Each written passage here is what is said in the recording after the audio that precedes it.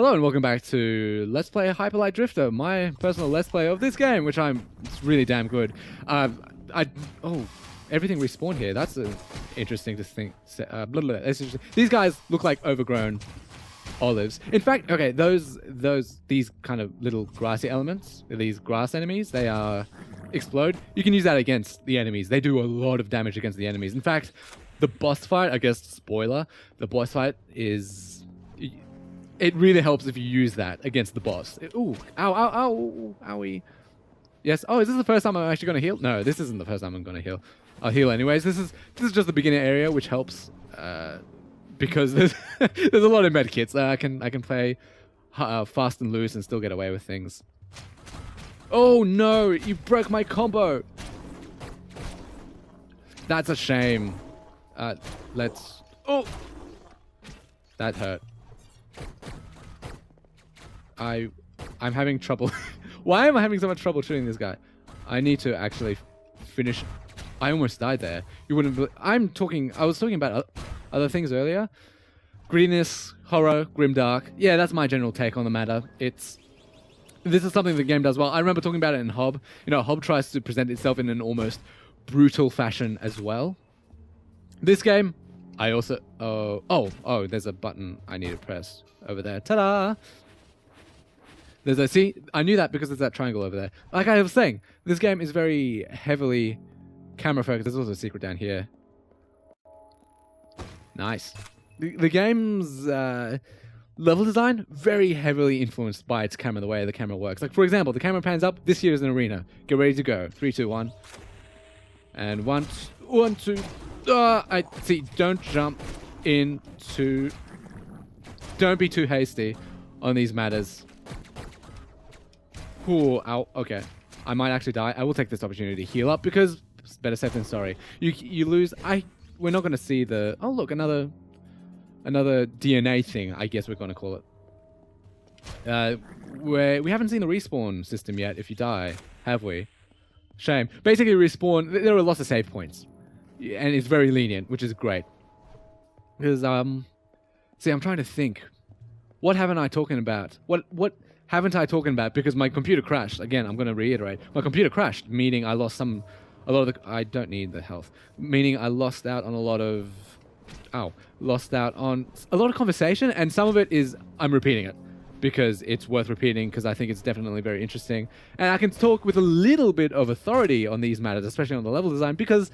Not that I made it, but I did watch a GDC talk. That doesn't make me the authority to go to listen to about Hyperlight Drifter game design, level design.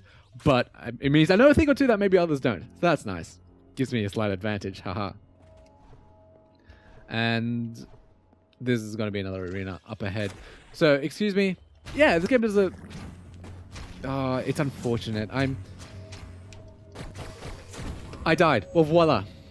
So I apologize for the silence. I was briefly just trying to rack my brain to think about what to say next. But yeah, this is how you respawn. This was the last save point. Do I need medkits? No, you know what? I'll grab it just to be on full health. Just to be sure. Because I died really quickly there. That's probably why. I was very low in health. And I got too lazy about it. Careful. And see, this is... Again, like the combat design in this game... Oh, I remember talking about in my advanced wars where, you know, you don't want to take control away from the player, but by that token, you don't want to be... Limitations... Oh, I'm almost out of bullets, I think. Limitations are what creates interesting level design. For example, Hobbs' combat system design, infinite combo. You could just keep mashing X. In this game, if I mash X, it comes out in combos of 3. Nothing I can do to stop that. And nothing I can do to change that. That is non-negotiable. That is fixed. And this is a key. I'll be finding a way to get that key later. There are ways to... for example, I can't attack right after a dash. This is me mashing the X button right after the dash. I can't attack right after. But there are upgrades that you can get which allow you... Now, this place, I don't... It feels like there should be something up there. And it feels like there should be a way to reach that area. But I don't know how. If anyway... It's going to be from down below. But I don't know. I'm not going to let it weigh on my mind too heavily. I'm just going to continue forwards because I'm approaching now where my game crashed. Where there are ways eventually where you can attack at the beginning of a dash, like moving into your dash, and attack at the end of the dash. But it's very, very particular the way the attack happens. It's very pinpointed. There's the jackal! I don't know what that means or what it's about, but you know, that's the way we're meant to be going. You know, there's definitely, yeah, secret down here. So because it always comes out in threes, and then there's that pause before I can attack again. Is he another hyperlight drifter? Because he even has like a little... He has that little companion like I do, this little robot guy that's hovering right beside me. He too has it. What does he... Oh, this is awesome. He actually signs off... You know the things I was pulling up? Okay. He might be diseased as well, like I am. Because I think that's what is happening in this game. I'm trying to heal myself, is what I think is happening. Oh dear, I've forgotten what I was about to say. Oh dear. Oh no, the combat coming out in threes, non-negotiable. It means even end game. Even start game, end game, it's always intense combat scenarios, combat situations, always intense. Now, what is this? This here. I suspect... See, the thing that's scanning it, it looks like a ghost of my little companion cube floating by my side. This makes me think of Fez. This is really cool. You can press down to sit, and it's just chill. I suspect this can be deciphered. I think it can be deciphered. And if anything, each letter is 3 pixels high, 4 pixels wide, and I suspect it's read top to bottom, left to right, in that order. But I don't know. I haven't really deciphered any of them. I have taken a picture of every single one I've discovered, but I don't know. I'm sure this game has some kind of backstory. It's really interesting. Like, look at this. Dead bodies floating in the water. But it's so relaxed, isn't it? Don't you feel that way? It's just, yeah, man, chilling. Look at how...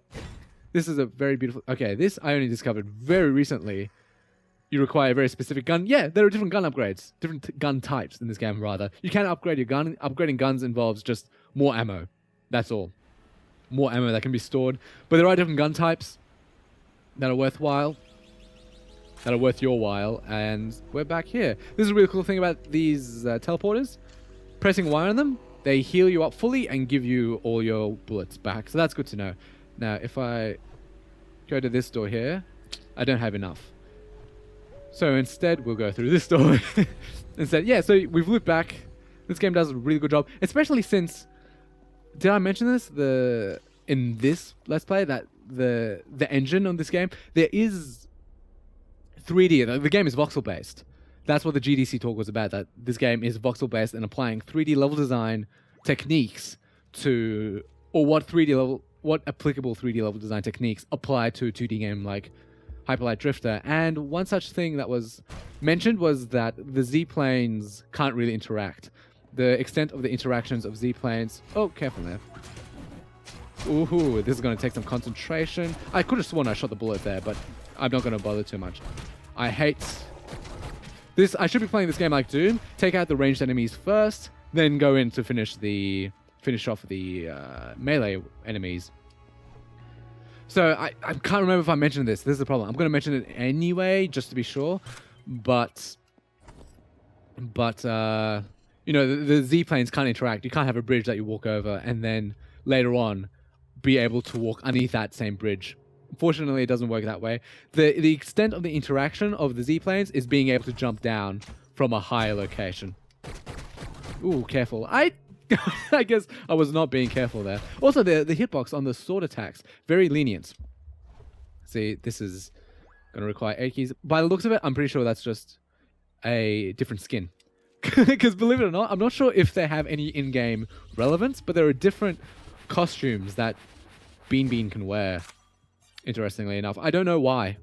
And sometimes I feel really cheated out of a reward when I find this really hard to get... When I find this secret that's really hard to get to, I get to it and the reward is just, oh yeah, look, a new costume. And I think, really?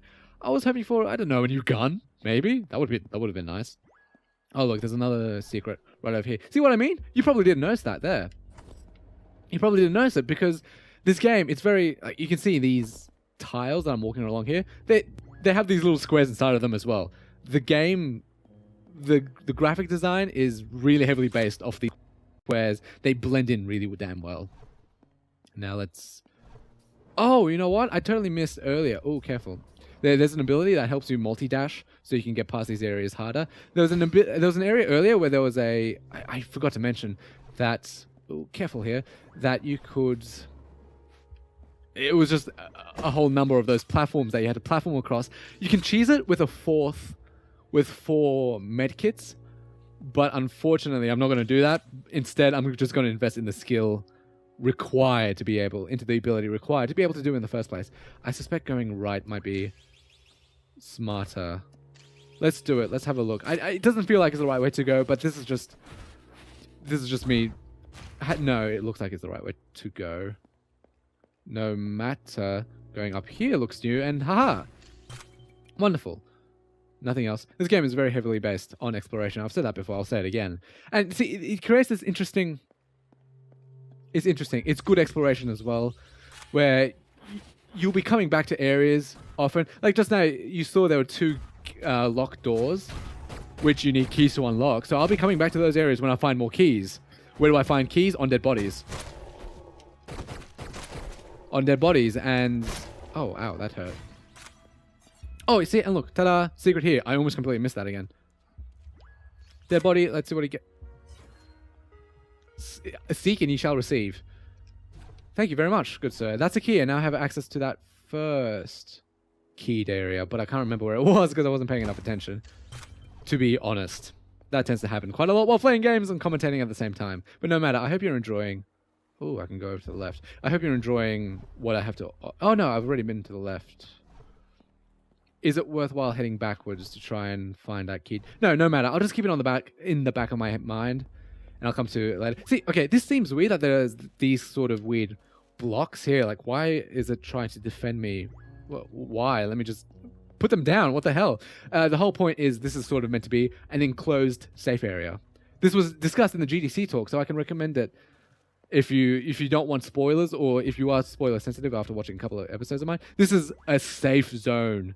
So it's nice, and you feel cozy in this area before you walk out, and because sometimes you'll be backtracking and the enemies will respawn, and it's nice just to have this safe alcove where you can plan your moves in advance before you actually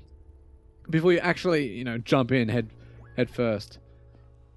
Now I feel like I've forgotten. See, it feels like there should be something up around here. Let's keep going. I'm noticing the totems look very, very dog-like.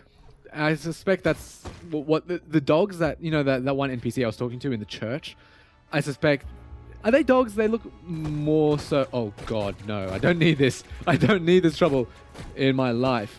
I'm out of bullets. This makes things horribly bad. There are abilities you'll be getting in future which just simplify this ordeal much greater. Like, for example, right now, the dash has no iframes. The dash doesn't have any iframes, so you can't treat it like the roll in Hob, for example, where you can just keep mashing it and expect not to get hit. You will get hit in the middle of your dash. There is, however, a way to become invulnerable to bullets during your dash. It's an upgrade you buy. It's an upgrade you can buy, and it's really awesome, and it's one of the ones I'll consider getting one. There's also an ability to be able to parry bullets back at the enemies that shot them. See, again, a hidden secret here. Can you spot it? I found it by accident, and this is how you basically find it by accident. This is why you should break everything on screen. You kind of like run up here, you end up breaking it, and I ended up accidentally walking behind here and finding... Oh no, look, you can see there's a little square on the ground there anyways. So that's how you're supposed to find it. Break everything you see on screen. I'm not doing it because I'm familiar enough with this area, I believe. I would say. I'm familiar enough with this area to just kind of... I hate not being able to aim well in this game. I'm familiar enough with this area to be able to just walk through.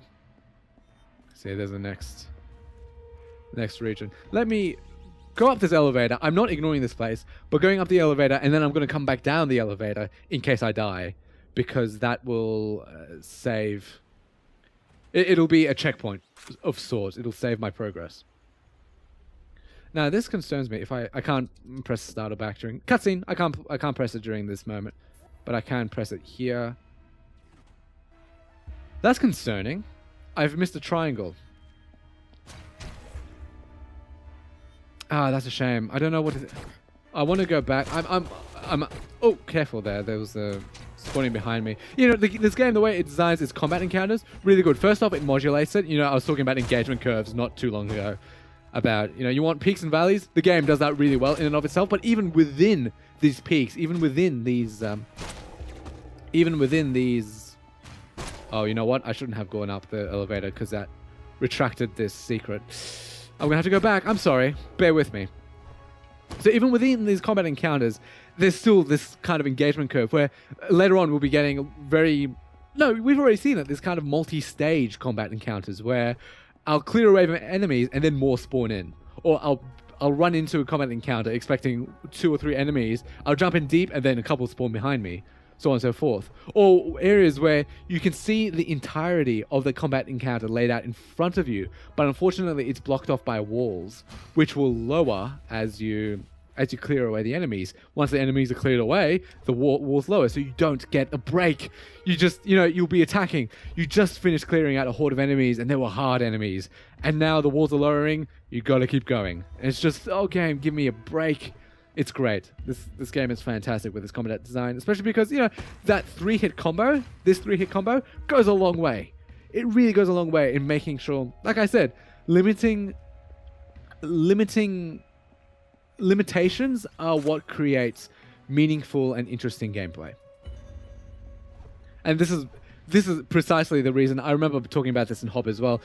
You know, I'm not a huge fan of infinite combos, but I can't really explain why. It just feels too loose. Oh, this is gonna hurt. See, good thing I'm good at this game, aren't I? I've become accustomed to playing with. Different weapon set and different abilities, which, you know, even when you upgrade. Oh, can't believe I actually got hit by that. Even when you upgrade and get better abilities, I think I'm losing some frames there. I'm sorry if I'm stuttering. The thing about upgrading your abilities, in even jumping back into earlier areas, when you might think you're on top of the world, you're hot shit, because you've got these new abilities and you've got this new gun and you've got lots of bullets. So you'll jump into a combat encounter like this and you'll get totally pwned. Pwned? Who says that? You'll get your ass handed right back to you. I wonder what happens if I jump down here. It was worth a try.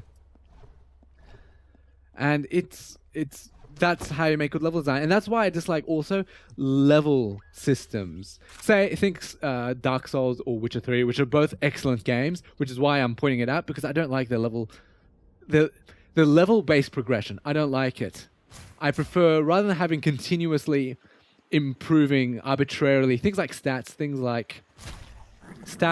health, or stamina, these kind of things. I much prefer it when it's like what this game does, real discrete elements, very discrete steps. And the fact that the game encourages this quote-unquote level progression on this progression system is directly tied to your how well you explore. So it feels like it makes sense. You know, Legend of Zelda Breath of the Wild also did, I think, very good. No, not very good, I would say. Exploration-based progression. I mean, the Korok seeds were fantastic for a time. The problem was there's 900 of them. And in all my insanity, I collected 872 of them by myself, on my own, no internet required. I found, not using the Korok mask either. I found them by myself. You should see the map. You know, there's that Legends or Heroes mode. You can look at your map and see. You can retrace your steps. It is so dense. It's ludicrous. It's ludicrous. I found 872 Korok seeds. And, you know, in and of itself, the incentive to explore was there, because I definitely wanted to be able to carry more swords, more shields, more bows. I definitely wanted that. But I wonder how I get there. See, here's an example of good level design. The game is explicitly telling you there's a thing. Can I jump? Oh, Well, I'm an idiot. Disregard everything I was about to say. To finish my point on Zelda before I wrap it up, by the halfway point, I'd already collected something, around 300 to 400 Korok seeds. I'd already upgraded my inventory to the max, and I hadn't even collected the Master Sword by that point. So it was, oh, well, what now? I've got no more reason to explore. I did just out of habit, but at that point, it just it lost all meaning. But no matter, that brings me up to the 20 minutes. As always, thanks so much for watching. I do appreciate your viewership. Stay tuned. There's going to be a lot more Hyperlight Drifter coming in future, but until then, have a nice day.